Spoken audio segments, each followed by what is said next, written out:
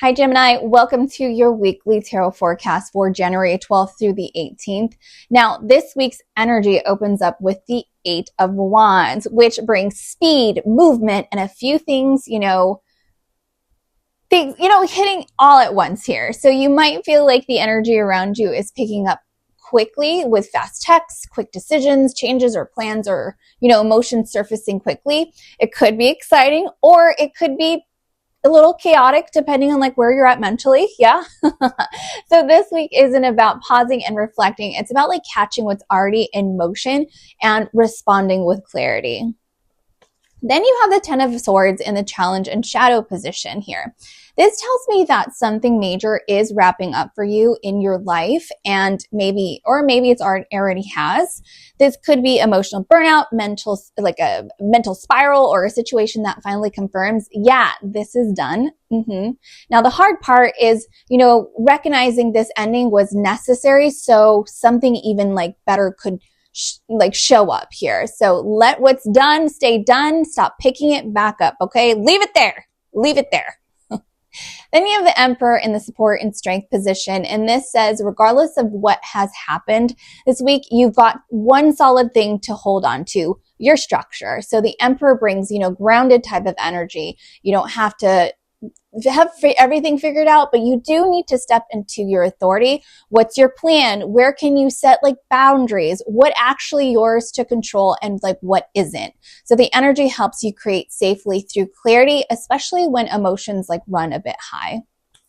Then you have the Knight of Cups here with the Love and Relationship position. Now, in relationship, this card brings a blend of softness and motion. There could be someone approaching you with emotional honesty, or, you might be the one feeling ready to say something real. Whether it's, a romantic gesture or just a moment of connection, lean into it, but just stay grounded, okay? Sometimes feelings are true in the moment, but not built for, the long haul. So enjoy the openness without needing to rush to, define things. Just enjoy your time, all right? Then you have the Queen of Swords in reverse here under communication and mental health. Mental energy, I should say. The reversal suggests you may be feeling more reactive or emotionally sharp this week. So you might be trying to protect yourself by shutting down or, cutting off too fast, especially if you feel hurt or misunderstood. So just take a beat. Not everyone deserves your full vulnerability, okay? But not everything needs to be cut off at the first sign of discomfort either, okay? So try not to isolate. Don't shut down completely. Try to see the bigger picture here.